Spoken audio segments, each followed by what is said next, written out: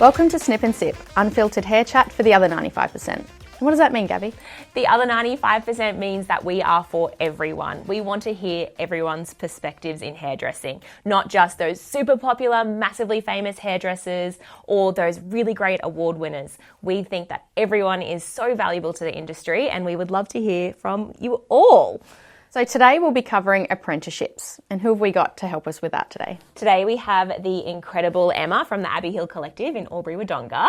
We've got Blair from Pura Holistic in Canberra. And we've got Jade from Prive in Melbourne. Thanks, guys. Thanks. Thank you. So, as we said, today we're going to be talking about apprenticeships. And I thought we would begin by just having a little bit of a little chat about what is the craziest thing that you guys have experienced about apprentices in your apprenticeships or as an apprentice in the salon? Jade? Want to start with me? Yeah. Okay. There's so many. I'm just trying to think, like, crazy stuff when I was an apprentice, but crazy stuff in Australia. And it's got to be not too X-rated, by the way. So I'm just trying to think of the best example. No, there was an awesome girl that came in. We interviewed her. You know, she was so enthusiastic. She'd expressed that she was really passionate about blow drying. She was second year. So I was like, do you know what? If you feel comfortable, would you like to blow dry my hair? Literally just to give her and she was like, yep, I will. She was amazing. I was like, this girl's brilliant. Anyway, we got her CV and because she came into the salon and applied. And then we did a reference check and they were like, yeah, really nice, but a bit unstable. And I was like, really? I was like, I've just spoke to her. She's so nice. Anyway, they said, yeah, like she's awesome, like slayed it. And then 2 days later just disappeared off the face of the earth, hadn't been paid, left all her stuff in the salon. It was like the weirdest thing ever. And we never heard from her. And I was like, right, okay, that doesn't align. I'm going to go with what I think. Sure enough. Exactly the same thing happened, right? I'm not joking. Her North Face jacket is still in the salon to this day.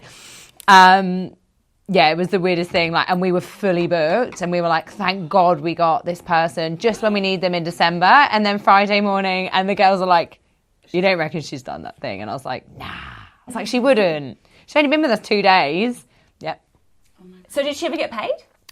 I think we did, yeah. We did do the right... No, eventually we got hold of her and she was like, oh, yeah, something really awful happened and I just couldn't come. And I was like, but you kind of just, like, didn't... Like, what? Like, I don't know. It was just the weirdest thing.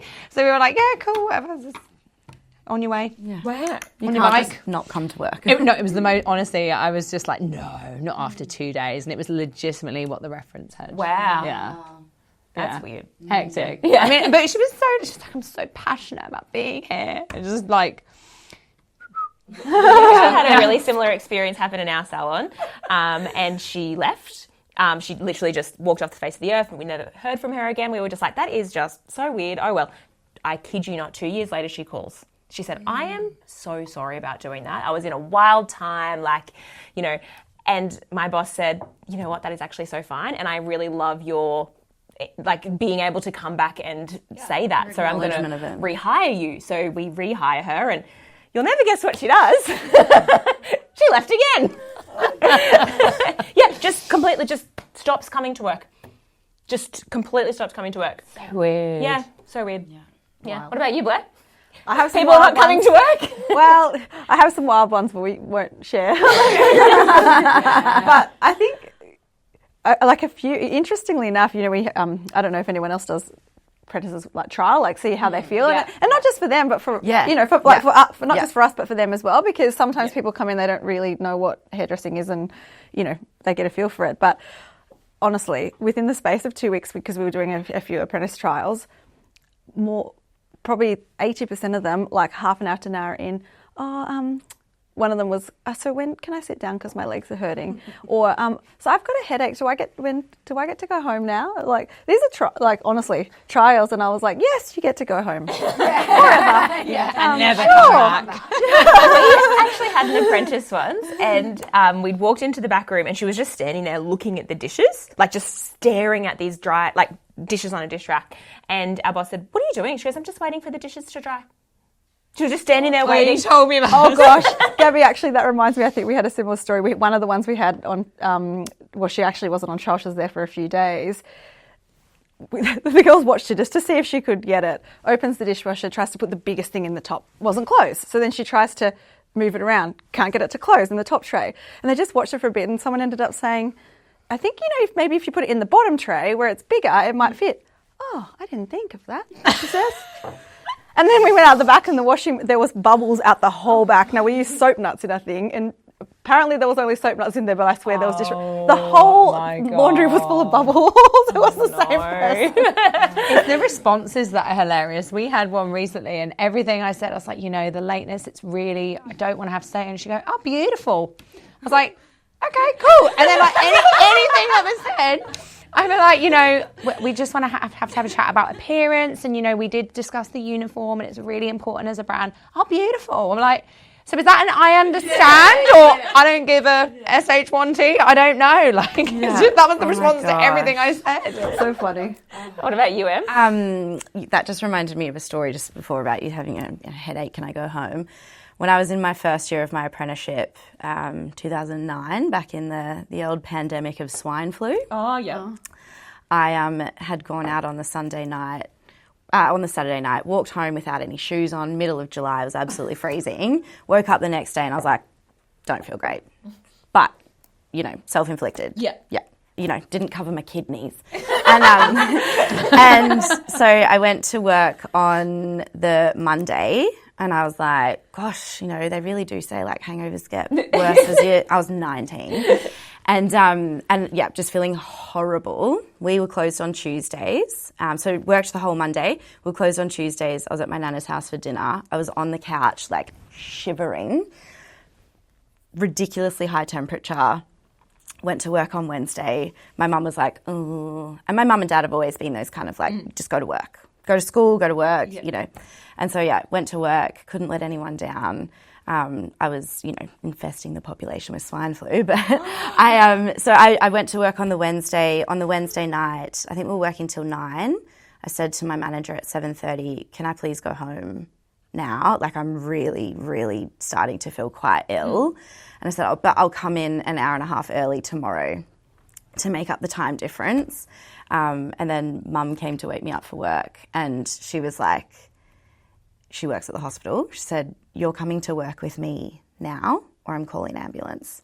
And I was like, no, I have to go to work. And I'm like trying to crawl out of bed to go to work, get to the triage, and I have, like a 140 heart rate, like resting heart rate and stuff. And I ended up being in hospital for 3 days on a drip.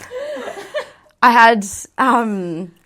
did it in the good old days. Yeah, I know. If you weren't in hospital, were you even sick? Yeah, and I think even then, I couldn't even stand up to brush my teeth. Like I was so exhausted because I had swine flu, and my boss calls me 10 days later, and she's like, "So when are you coming back? We've got training like this week." And I was like, "Okay." Came back day one. My immune system was shot. Day one, I picked up a tummy bug. Oh, no. And I was so ill all that night, back in hospital till 5 o'clock in the morning. Went to work the next day, and Mum called the salon at lunchtime, and she goes, oh, just like wanting to see how Em is. We had her in the hospital till 5 o'clock in the morning. My boss was like, yeah, she's fine. And yeah, you just went to work. Yeah, oh God. I look at COVID now though, and I'm like, oh my God. But I used to work all the time with laryngitis. I had absolutely no voice. Like, no joke, no voice. And I was still walking around the salon, just like a gremlin. Just nods to everything. I was trying to talk. It was actually worse. Well, today we're going to be talking about a decline in apprenticeships. And hearing these stories, honestly, to me, there is no wonder. Like, actually, there is no wonder, because this is what people hear about apprenticeships, and you hear, you have to go to work even if you have swine flu. Or sometimes I feel like we expect that, because we think, I went to work when I had swine flu. You've only got COVID. You'll be fine. Come on in. Well, I mean, that's kind of my thought. What do you guys think about the decline in apprenticeships? Why is it happening?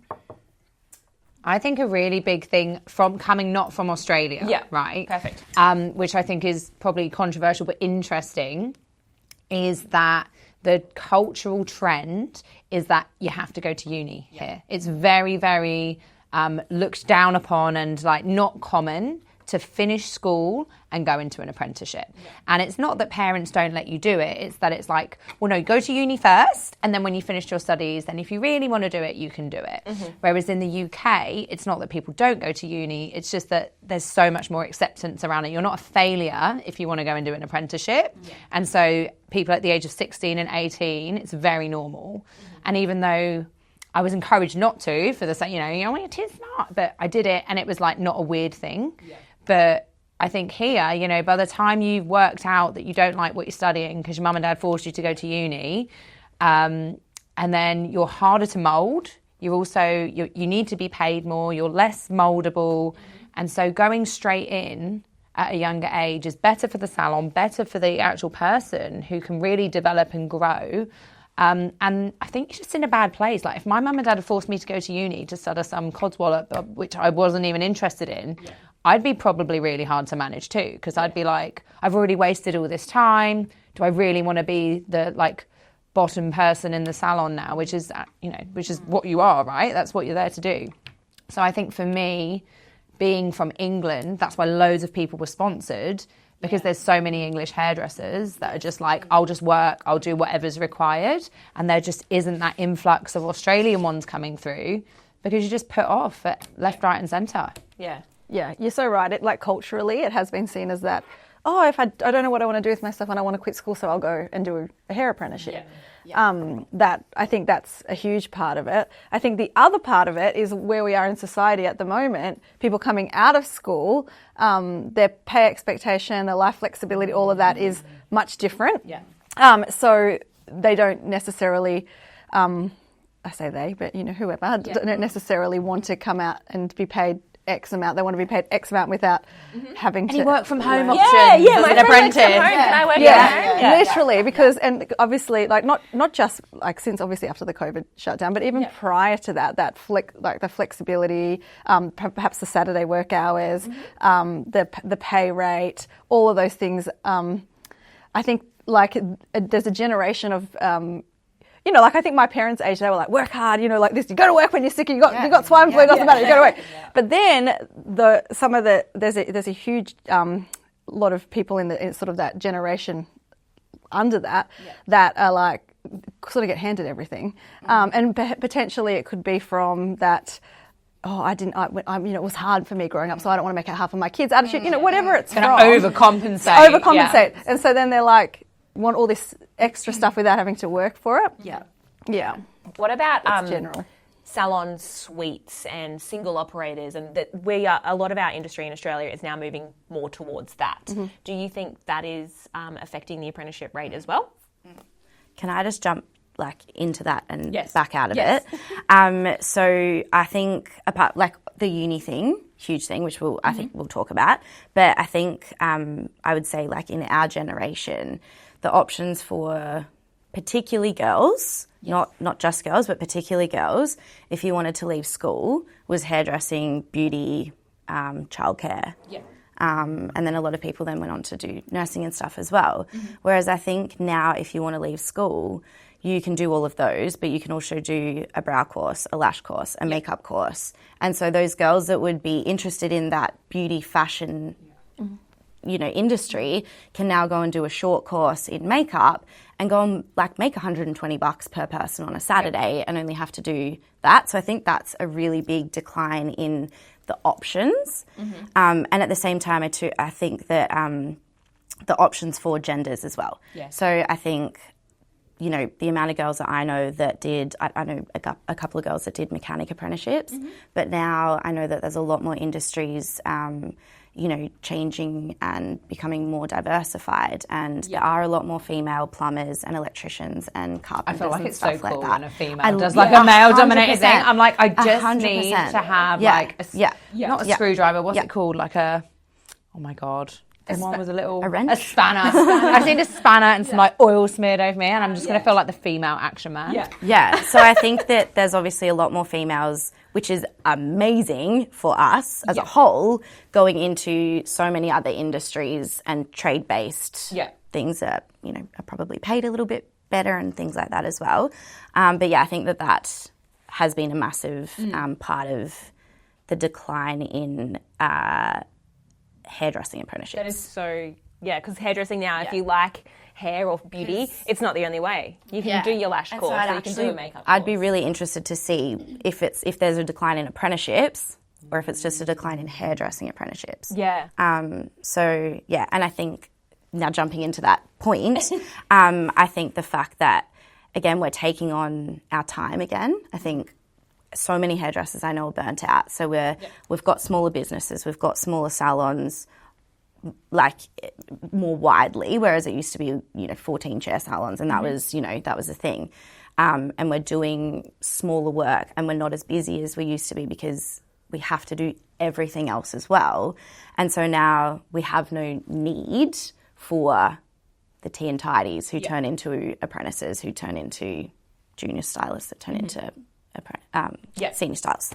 So I think that the suite model, home salons and rent-a-chair is great for the industry, but definitely putting a block in the industry. Yeah, because I know like in America, let's say, most places are like suites and things like that now. However, they have their beauty school, and then they go do their assistants. So like, it's just a little bit of a different model. We've gone one way with the suites, but we haven't followed the other training area yet. So we've kind of just got this like disconnect. Is there a lack of skill there then? Because I would worry that if you haven't got those people working their way up, they don't get to actually learn from more experienced people.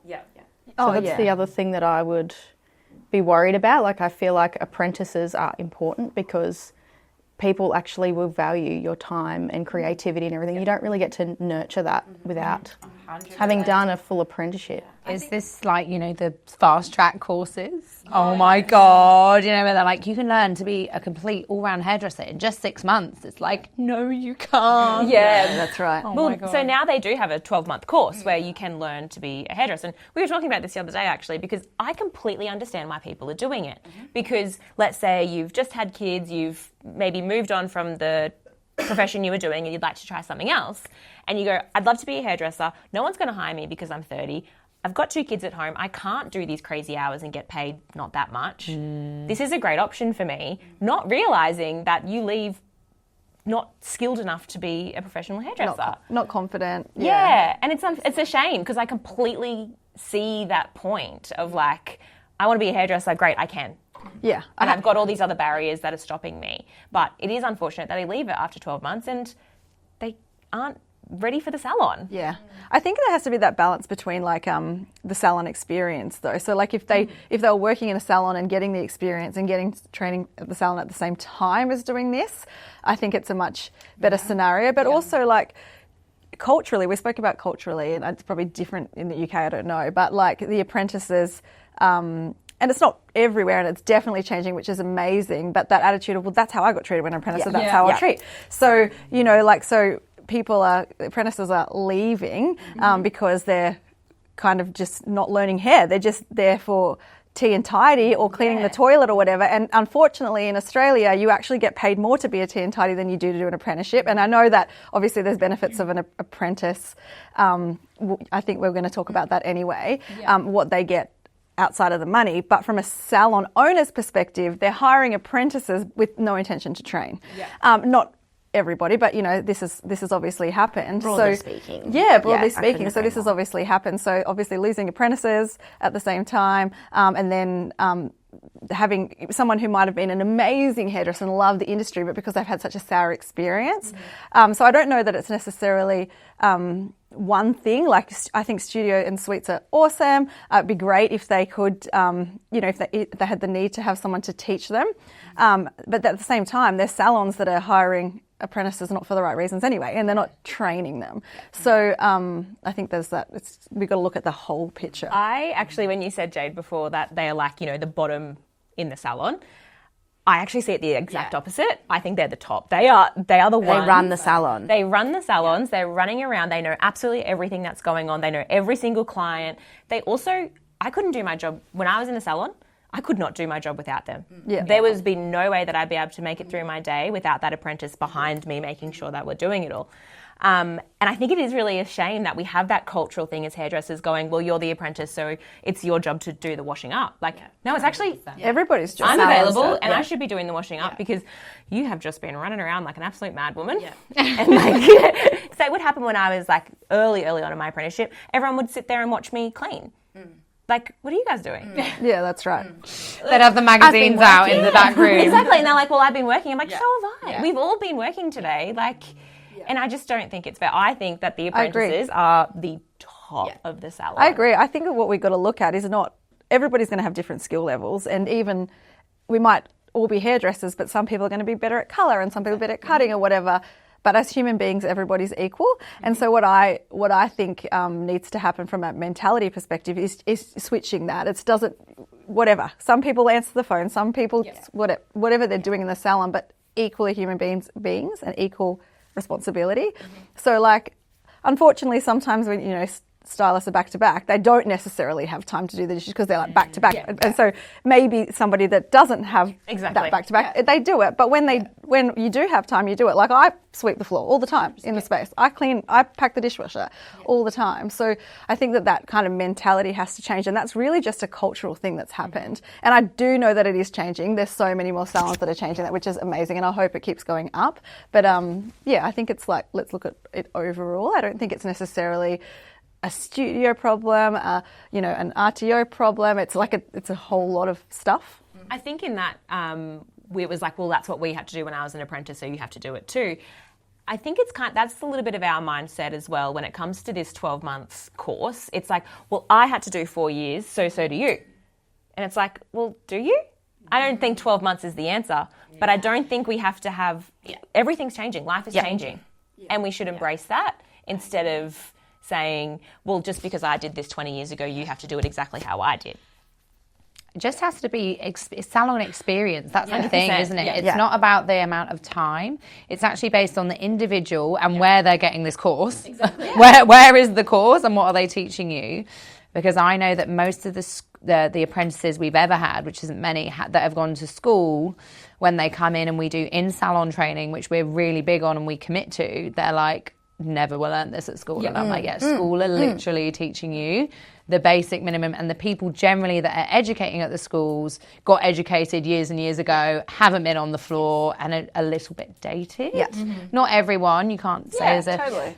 But then you have all the stylists in salon that are on the floor every day with the latest trends, and that's what they need to be doing. And then they need to be experiencing the runnings of the salon. And that's the problem with 12-month courses. It's where they're getting educated, who's educating them, and the lack of exposure and experience. Also, so much of hairdressing is not actually just the physical stuff you're doing. It's how to communicate with people, how to speak to people, how to build rapport. So sometimes, like depending on the individual, they may have that well above somebody that's done 4 years of an apprenticeship straight up, because they've got that life experience, they've got that personality, all those things. So I think there's so many things to consider, and it's not like a one size fits all. That's right. As business owners, do you put emphasis on hiring apprentices? Do you feel like that's an important part of not only your role in the industry, but just for your business? I do, yes, for both. I do it because I think for the greater good, because I want people to have a great experience in the industry and change the industry as a whole. So, bringing those people in that have that,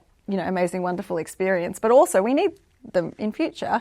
And from a business perspective, I think absolutely from a profitability, they add to the profitability, because hairdressers can work back to back if they've got an assistant rinsing their colours and teaching them at the same time.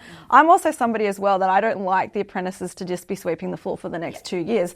As soon as they come in, we're going to start on shampooing and everything straight away, colour removing, then we're going to start on blow waving, because if the apprentice can also generate income for the salon, that's better as well. So on the flip side, yes, when you say it makes money for the salon, I believe, I could be wrong, but mature aged apprentices, are they a little bit more expensive? Do you feel like you want to be employing them as well? Like, how do you feel not only about the younger apprentices, but mature age apprentices? Do they have a spot in here as well? Yeah, I think so.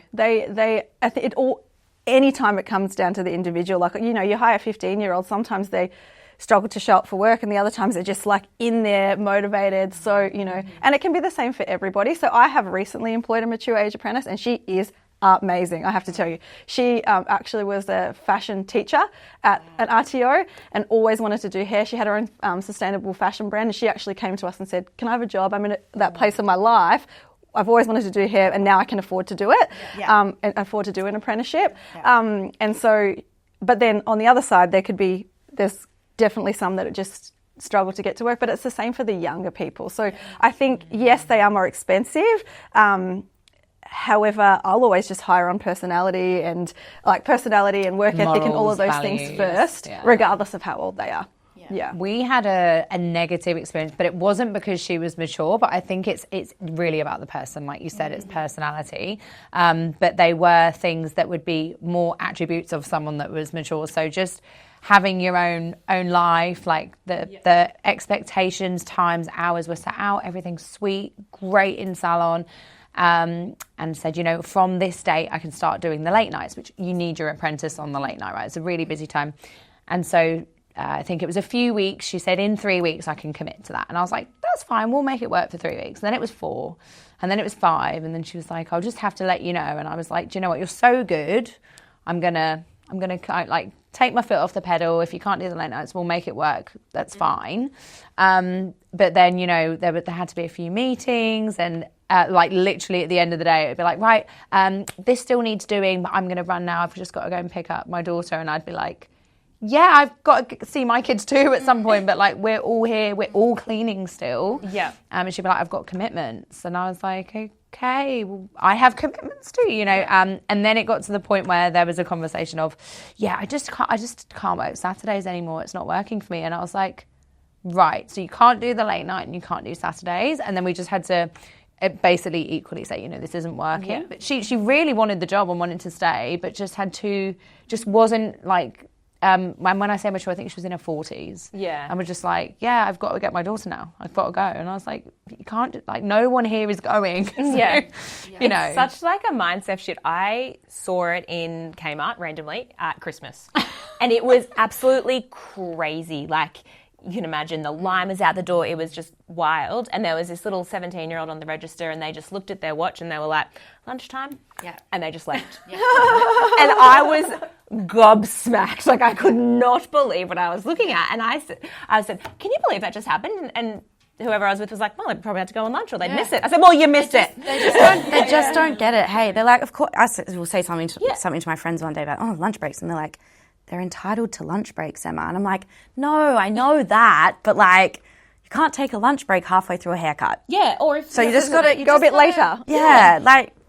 And it's kind of, if you've been doing that since you were 17, so you're 17 and you're now 40 and you've been, well, it's time to go, so I'll be going, of course you are then going to do that. Whereas if you've got that 16-year-old and you're teaching them from 16, like, we all do everything together. Yes. We're a team, we chip in.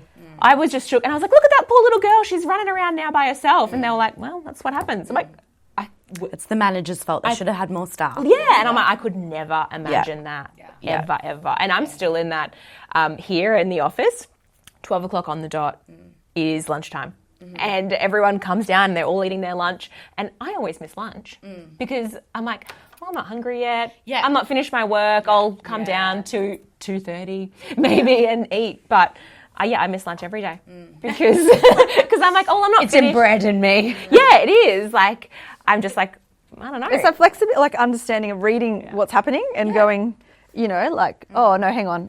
I'll get lunch, but I'm just going to help you for the next half an hour, and because I can see that this place is busy, or, I'll just quickly help everybody else to catch up. And then, I think obviously with hairdressing, there's a lot of times out there where lunch break isn't in there, which it needs to be, because I think it's very important. But you got to have that flexibility. If you don't go at 12, you go at 12:30, like whatever. Yeah. Yeah. So on that note then, because that sounds awful not having lunch, how are we attracting apprentices? Because you don't get lunch, that's right. That doesn't sound very amazing. What do you guys think that we could do or should be doing to attract apprentices? Because they are changing. Yeah. And although it's uncomfortable, because we are all from a generation where you got up and you worked and you stay behind, and maybe we don't think it doesn't sit right with us because we're not used to it. Yes. Whereas it's changing and maybe for the better. Yes. How do we sort of adapt to what the new generation are coming through with?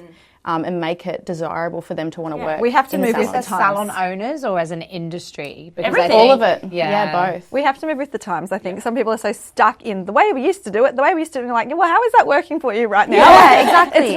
It's not, we're not like this anymore. And even though, we, like we said, joked before about flexibility and things like that, I think we do actually have to be flexible, with those kinds of things and have that balance. But we also have to make it fun. People want fun because all they see on social media is fun, there's not very often that the not fun stuff is shared. So we have to make it fun and knowing what they like, I guess showing them what the end looks like. So, really selling what kind of things can happen at the end of it. Like maybe you want to work in the movies or maybe you want to, like that kind of stuff. I think one sort of strategy that we really do is, I think when we try to hire apprentices and just put lots of emphasis on, job ads, it hasn't really worked because then you just get everyone applying that doesn't necessarily want to do hair. And I think more of that, I kind of just went, I'm just going to wait for the universe to deliver. This is what I need. And they delivered. It delivered, right?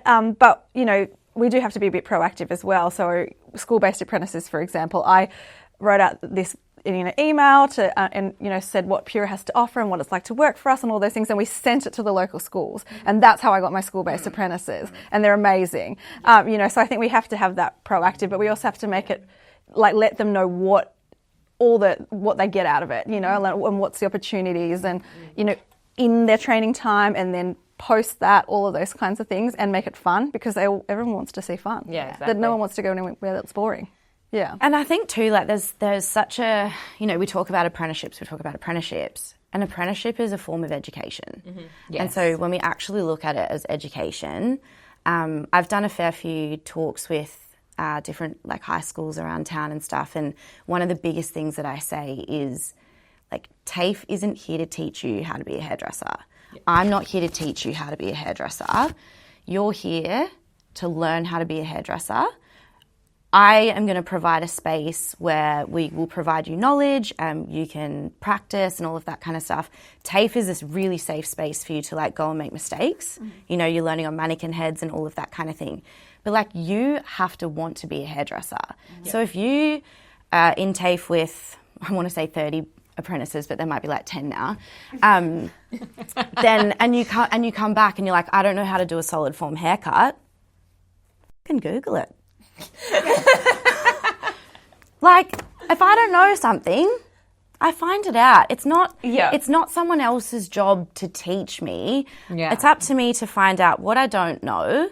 And I don't know because of I've only been shown how to do it, but I actually need some audio on how to do it, or I need to be, I need videos, or I need photos of step by step or whatever it is. And so I think we need to be flexible in how we engage with each apprentice. Yeah. But I also think it's really important to remember that an apprenticeship is a form of education. Yeah, I think they forget that as well. You have to be. So many apprentices are I wasn't taught this in TAFE.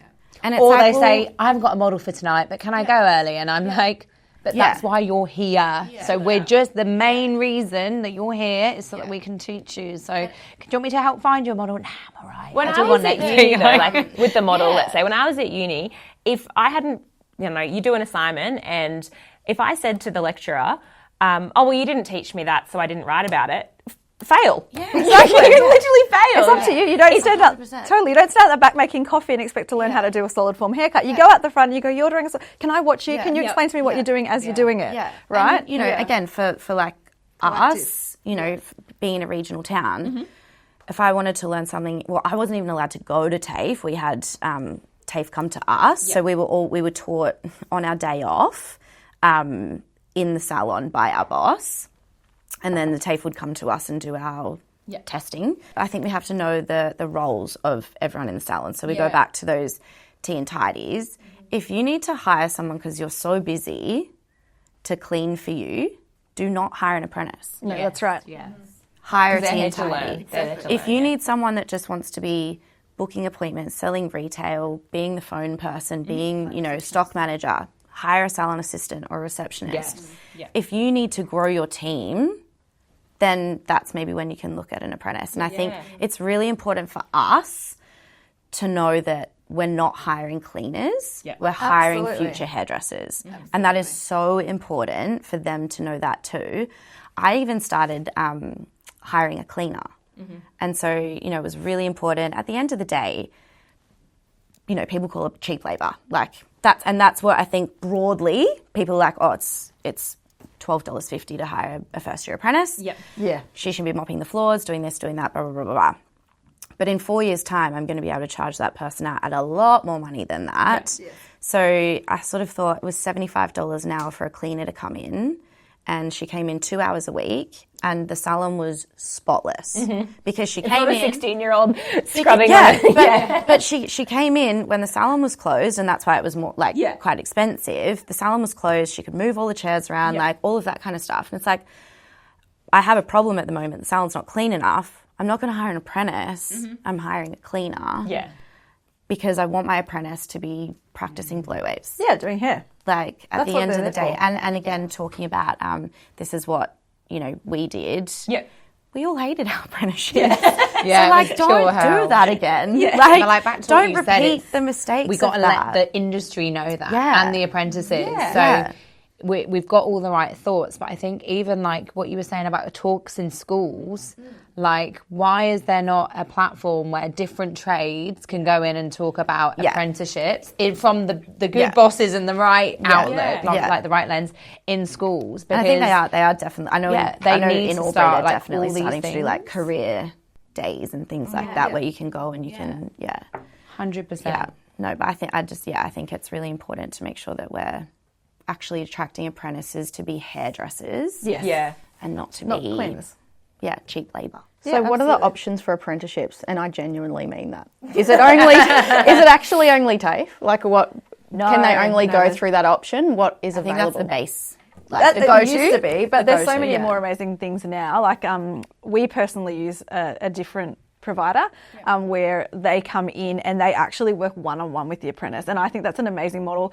They work one-on-one, but then they also, yes, you have to learn things in a specific order. For example, you're not going to necessarily learn how to put bleach on someone's hair if you don't know colour theory. Obviously there's some order, but then it's flexibility too. So like I know, for example, in the TAFE model, you know, I used to find, because we used to use TAFE, I used to find a couple of things. Firstly, they were learning like styling and upstyling at the end, and I'm like, no, let's get that, because that's something that I can get you doing earlier, and you can undo it, unlike a cut or a colour. If it goes wrong, take it out and start again. Absolutely. So those kinds of things.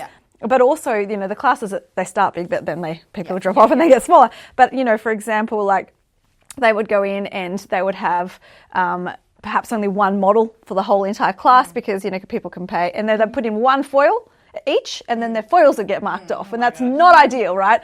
It's like, well, actually, you can't foil because you can put one foil in. It's like there's so many things, as we know, to foil, you know, parting and angles and all the things. So I find that this model we use is so much better because we can see exactly where they are. We can make it, they're one-on-one, so they're getting all the attention. And like another example is when I went to TAFE at the time, like both my sister and my mum were hairdressers, although I don't remember my mum working in a salon. So I was actually pretty savvy. Like my sister used to teach me stuff. So I remember one time I was 17 years old and I heard the teacher say, I'm too busy to help you. Go and ask Blair. She'll show you how to do it. Right? Like I'm like a 17-year-old. I'm thinking, I need to, because I was like pushing through so fast. But I find that that's what would happen is, and then the ones that are moving fast too, like because they understand it and fast in a way that they're able to, not you know, just trying to move fast. They're getting held back. This is what I found, because they have to wait for the whole class to then be taught that next step. Whereas when they're doing one-on-one, they can just move to the next thing because they don't have to wait for the teacher to teach the whole class that. So I'm finding that this is a really awesome model for us specifically. It might not be for everybody, and it might also just be different in different cities. But I find that this model is the best for us. That used to be my job in the salons. Was I had 8 apprentices that I would train every week. So every Monday everyone would come and we would do our training. We had, because there were so many, we would split it into 2 sections of the day. And what was great about that was if we could identify, look, this person's really struggling with cutting at the moment, we're going to hone in on cutting for you. Everyone else is going to move on, they can move on, and you're just going to take a little bit longer doing that. That's totally fine. Yes. Yeah. The other great thing about it was we used a colour brand that at the time was very different. It was ammonia free, and all of the TAFEs, they did not understand that in the slightest. They just had absolutely no comprehension of that. Yeah. So we were actually able to teach them our colour brand, how we colour and why we do it this way. And it was just so much easier for everyone. And then we would have our RTO come out, they would do their assessments, and then we were able to do it. Yeah. We were also able to teach them our techniques. Yes. And the way that we wanted them to do things. Yeah. Instead of, this is how you do a beautiful full head of foils. Sure, it might take you a little bit longer, but this is how we expect you to do it. Yes. Whereas at TAFE, it is... This is the way you put it in. It's the easiest way, not the best way. I honestly, we actually employed a lady who was a educator for an institute. And I remember, obviously, did a trade test. It was all good, and she was experienced. And I remember doing foils once, and she was like, "What are you doing?" And I was like, "Just putting in a sectioning pattern." She was like, "Oh, you section it." And I was like, "What do you mean?" And she was like, "I've never been taught a sectioning pattern. We just kind of take a parting to separate the front, and then we just put in foils and spread them out." And I was like, coming from Tony and Guy background, there's 3 different kinds of full head depending on the natural parting, the length of the hair, the outcome that you want to achieve, of course. Basic. And I was, but she is a teacher. Yeah, she's teaching for students. And I was like, oh my God. So touching on what you said, I think the best and always the most efficient way is being in the salon. Someone come out, for me, school is box ticking to get a piece of paper, which actually, has anyone ever asked for someone's certificate? No. I haven't. I just want to see your trade test. I want to see how you speak, how you show up. And I've never seen a certificate. Maybe I shouldn't say that, but you know what I mean? Yeah. It's 100%. And of course not saying, being negative towards teachers because they're all but I've had the same thing. I had a teacher bring me to cut their child's hair curly because she didn't know how to do it. She goes, I've tried this and it's not working. And then I have a friend who's a hairdresser that apparently gets a hair done to you, and she not by me but at the salon, and she said, I was watching that girl over there, she was cutting curly hair, you should go in and ask her how to do it. So I cut her daughter's hair, and then she brought the next daughter, and I showed her. And so this is kind of where it gets a bit, it's very old-fashioned and outdated, what they're teaching. So I think having that model of coming into the space, like you said, Gabby, we can teach them how we like to do it. We can teach them new techniques. We have, we have complete control of what gets marked off as well, because they do it on the models and we mark it off, not the RTO. But thinking about this from my education background, we don't send our students to school. Our kids to school, let's say, and expect them to come out a whole-rounded adult that knows everything. No. We expect them to come home and know maths and know science and English, the things that we can't. There's a baseline that you want them to be taught, and creativity should be theirs to learn then off. They come home to our house and we teach them the rest. Yes. We teach them how to be a human. Yeah. Maybe that's how we need to look at those TAFEs. 100%. And that's what I mean. I think TAFE is that safe space to make mistakes. Absolutely. It's that safe space to trial and error and to push the boundaries and to do all of that kind of stuff. Then your salon that you're working in is the space to refine those skills. Yeah. But then it's also up to you to do your homework. You have to do your homework. Absolutely. And I think an apprenticeship is an awesome way to get those skills. You've got to be proactive, but get those skills and get paid along the way. You get you get education paid for as opposed to having to pay for it yourself. All of those amazing things. So if you're considering being an apprentice, guys, this is your call. Yeah. We've got lots of different states and business owners here. Let us know. But just you got to want to do hair. You got to want to love hair. Yeah. So before, when I was talking about, I think we need to see apprenticeships as education. Yeah. I think if we look at it you've got education option number 1. And you've got education option number 2. And I won't say which is which, but I'm pretty sure you'll have an idea. Education option number 1 is 3 years, and you get paid for every single minute that you're there. It's not a heap, but it's paid. Education option number 2 might still be 3 years, and you don't get a cent to be there. Mm-hmm. You then have to work a part-time job to make up for the extra money that you need. Education number 1, you get 3 years of work experience So not only do you have all of the foundations of theory, but you also have all of the practical knowledge as well to become the junior on your field. And then education number 2 is you get, again, unpaid weeks, maybe months worth of that practical experience in those 3 years, sometimes. Education number 1, you generally can get your study done at your hometown so that you don't have to move away. You can potentially live with your parents while getting paid. Education number 2, you have to go to the cities and rah, rah, rah, rah. Education number 1, you have a pretty much guaranteed job at the end of that education. Education number 2, you don't. Yep. You have to then potentially move away and all of that kind of stuff. And then at the end, you have, of education number 1, you have been paid the whole time. You have years of industry experience. You've got the connections in the industry. You've had the ability to, go to other different education sources. You have no debt. So from the next day after that education, you are fully qualified, ready to rock and roll and make some decent money. Education number 2, you've got a piece of paper. And $50,000 worth of debt. And up to $10,000, tens of thousands dollars worth of debt. And so I think if we really, really look at those in align with each other, why are we saying that apprentices don't get paid enough? I agree that it's so hard to live in any industry at the moment. Like the cost of living is so hard. But when you can work 40 hours a week and get an education, or you can study, I don't even know how many hours you have to study for, but even say 20 for free and then go and have to work a part-time job in bars or, night times and all of that kind of stuff. And and then you still have a debt to finish with. So I think we really, really need to show the world how bloody cool apprenticeships are.